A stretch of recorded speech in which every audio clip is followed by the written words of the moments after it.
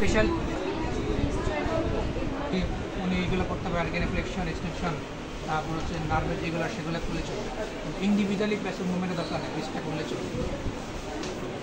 এখন special test একটা carpal tunnel তো একটা আমরা দেখে ফেললাম ওই সময় ফেলেন এটা আমরা ইন্সপেকশনে টিনেল। এখন হচ্ছে এই জায়গা দিয়ে ফ্লেক্সর রেটিনে করলাম, এখান থেকে মিডিয়ান নাপটা তো ওনাটাকে একটু 30 ডিগ্রির মতো ফ্লেক্স করে এই ফ্লেক্সর রেটিন করলাম, এখানে আমরা ট্যাপ করব এবং ইনস্ট্রাকশন দিব যে ওনার কি হাতে কোনো জিন অনুভূতি লাগে কিনা, প্যারেস্থেশিয়া লাগে কিনা। এই 15 সেকেন্ডের মধ্যে দিয়ে তখন হচ্ছে এরকম ল্যাটারাল মিডিয়াল 1/3 3.5 প্যারেস্থেশিয়া অনুভূতি।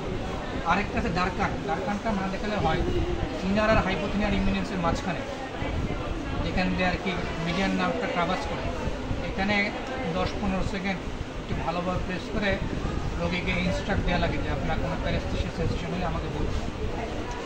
আর এই স্পেশাল টেস্টের মধ্যে একটা আছে ফার্স্ট কার্বোমেটাকার্পাল জয়েন্টে অস্টিওআর্থ্রাইটিস, মানে সিএমসি গ্রাইন্ডিং টেস্ট। হাতটা এইভাবে ধরবো, সিএমসি জয়েন্টটা হচ্ছে এটা, ওনাকে হচ্ছে রোল করবো, রোল করে এই যে আলনারের দিকে আমরা প্রেস ব্যথা করে দিই। এইভাবে নাড়ালে কিন্তু আমরা অস্টিওফাইটের জায়গাটা আমরা ক্রেপিটাস পাই, ওয়ের ক্ষেত্রে টিপিক্যাল ওয়ে রোগের ক্ষেত্রে আমরা একটু মুভ করলেই ক্রেপিটাস পাবো, আর পেইন তো আছে। আর সেই লেভেলে যদি অস্টিওফাইট থাকে তখন আমরা এইভাবে ফিলও করতে পারি। এটা ফার্স্ট সিএমসি গ্রাইন্ডিং টেস্ট। আর একটা আছে টিএফসিসি লোড টেস্ট। টিএফসিসিতে আমি তখন ইয়েটা দেখালাম অ্যানাটমি, ঠিক এই জায়গায় থাকে। হ্যান্ডশেক করবো, একটু হচ্ছে অ্যাবডাকশন আর হচ্ছে আলনার ডেভিয়েশন, তারপর হচ্ছে লোড দিব। তাহলে এটা এইভাবে ধরে হ্যান্ডশেক করে একটু অ্যাবডাকশন, আলনার ডেভিয়েশন, লোড। এটা টিএফসিসি লোড টেস্ট। পেইন হবে এই জায়গায়। কখন হয় যদি টিএফসি টিআর থাকে, এই রোগগুলো আমরা পাই না, এগুলো বেশিরভাগই সব অর্থোপেডিক্সের কাছে যায়।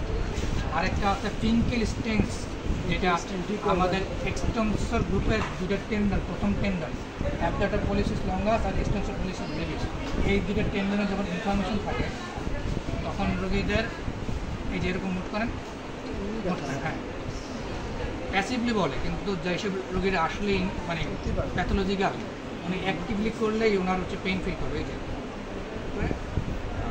এই যে এখানে খুব পেইন ফিল করবে, অ্যাবডাক্টর পলিসিস লঙ্গাস আর এক্সটেন্সর পলিসিস ব্রেভিস। হ্যাঁ, এটা কিন্তু ভালোই পেইন হয়। রোগীকে কিন্তু খুব বেশি পেইন দিয়ে কিন্তু এটা করা যাবে না, কারণ এই জিনিসটা কিন্তু আমরা নিজেরা খুব পেইন লাগে। আর ইনস্পেশন পালপেশনের সময় আমরা এই টাইপের দেখে নিব, এত বেশি জরুরি না ফেজের লেভেলে আমাদের লাগে। পালপেশনের সময় এই টেন্ডনগুলোর মধ্যে কোনো হচ্ছে ডিকুয়েভেন্ট টেন্ডনে এখানে কোনো ইনফ্লামেশন, কোনো পেইন আছে কিনা। আরেকটা আছে পিয়ানো কি সাইন। পিয়ানো কি সাইন হচ্ছে আলনার যেটা হেড, এটা সাবলাক্সেশন হয়ে যায়।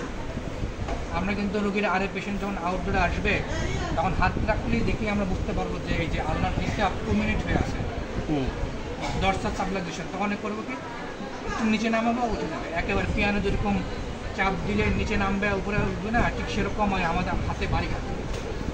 এটা ক্লিনিক্যাল রোগী দেখলে বোঝা যাবে পিয়ানো কি। এই কয়েকটা স্পেশাল টেস্ট।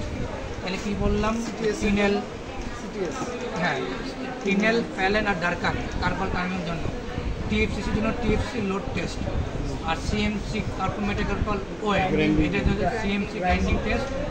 আর ডরসাল সাবলাক্সেশন দেখার জন্য পিয়ানো কি ইন রিউমাটয়েড আর্থ্রাইটিস। এই কয়েকটা। আর হচ্ছে ডিকুয়েভেন্ট ইনোসেনিবলির জন্য ফিঙ্কেল স্টেন। এই 5-6টাই ফেজের জন্য এনাফ। আমাদের ফেজ বিতে এই কয়টা লাগে, আর বেশি লাগে। আর নিউরোলজিক্যাল এক্সামিনেশনের দরকার হয় না, কারণ এতটুকু করতে সবারই 4 মিনিট পার হয়ে যায়।